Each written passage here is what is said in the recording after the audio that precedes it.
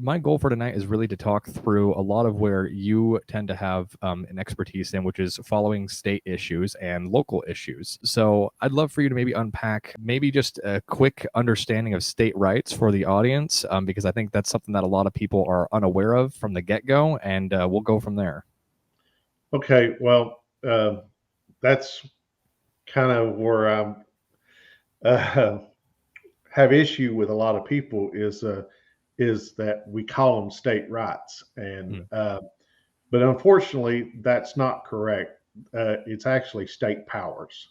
mm, Um, in the Tenth Amendment, um, it mentions powers, but the word rights are not there.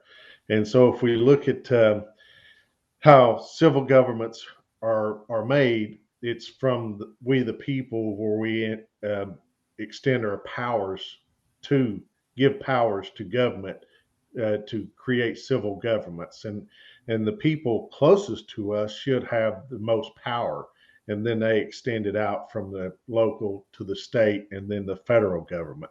Um, and a lot of people, when they study the Constitution, they see that there, but they miss studying the Declaration of Independence, where Jefferson states that to secure our rights, governments get their powers, their just powers, from the people, from the governed. So that's how our local governments and state governments get their powers, to extend those powers to the feds. And so we hear a lot of state people and a lot of people in government saying, well, this we need to remind the federal government time after time that the states created the federal government. Well, that's true, and that is absolutely true. But we also need to remind them of who created the state governments and the local governments, and it all comes back down to what the Ninth Amendment says: is we the people have those rights, and then the 10th Amendment, we give those powers to them. absolutely. And unfortunately, even someone like me who tries his best to understand these things can easily fall for a lot of those errors of calling it state rights as opposed to state powers.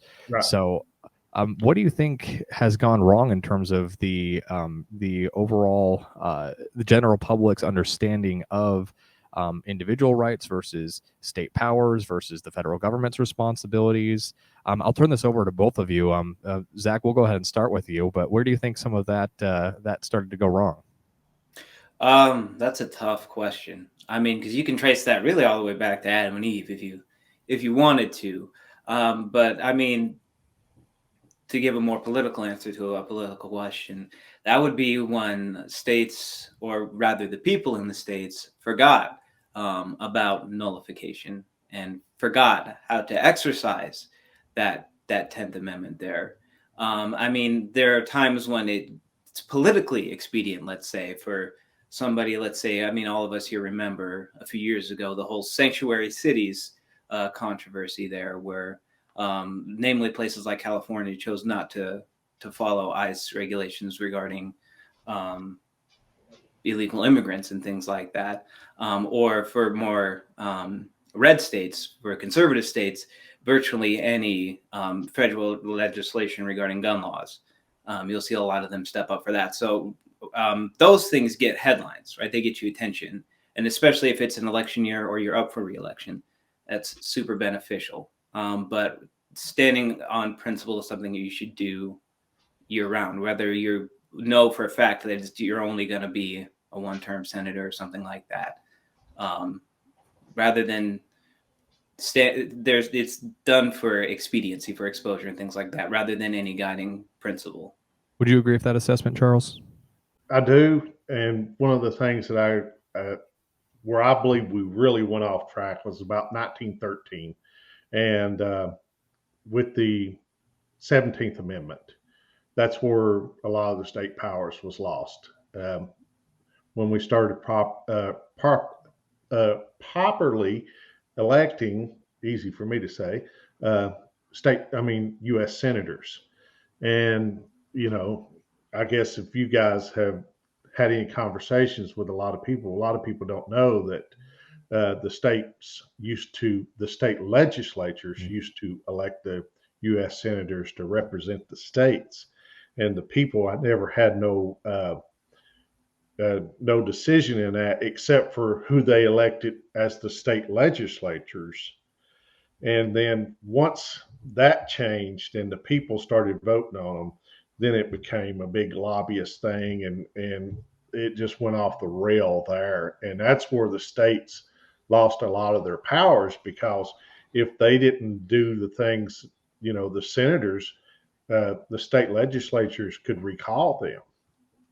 Yeah. And the states lost their powers, a lot of their powers at the federal level when that happened. Yeah. And could you build out for the audience kind of why? Because I know there's going to be a lot of people that want to, that will probably listen to this podcast, and they might say, well, it sounds like we made the election of U.S. senators more democratic. So can you maybe talk through a little bit of why you think that amendment has negative effects, as well as the idea of why sometimes having things be more democratic doesn't always equal better? Sure. It's just like our founders set it up, is, you know, for the general population. That's the reason why the U.S. House is based, our representatives are based on the population of the United States. And that's why we have the amount of representatives in the House versus only two for each state. And it didn't matter how big the state was or how much population was there. There was only two senators, and and it broke it down for two for each state, and so it made it fair. It didn't have it wasn't based on the population, as I said before, and so each state had the same amount of representation. It didn't matter if you were Texas or California versus Rhode Island or Delaware. A small state, you still had the same amount of representation in the Senate. So, the state legislature had their balance of power there, and they could control what was best for the states. The Senate was there to represent the states, not the people. The state issues was controlled through the Senate. And then once we started doing it through, elections, that's when the things went off the rail, and, now we see where we're at now. Yeah. Does that make sense? Absolutely. And we have varying opinions in terms of both of our guests and our regular co-hosts that come on the show with me. And so, if you're not already familiar, Zach actually considers himself to be. In fact, Zach, I'll maybe let you speak for yourself if you want to just go ahead and give a quick overview of your political beliefs, because I think I think it's interesting to find some of the similarities that we'll probably see overlap here, because I think you would probably agree that more local is better. But I'd be curious to explore some of our differences as well. Sure. Yeah. So just the polite word for me is libertarian, but the less polite word is anarchist. So really don't. It's not necessary. I don't really believe in a federal government or anything like that. But that would be more principle. So that's not something that we can get into with conversations like this. So one of the things that sets me apart from other libertarians is I know how to have practical conversations like we're having tonight. So that being said, the smaller you can get it, the less, the easier it is to keep an eye on everybody. Another thing that he mentioned that we talked about money and things like that.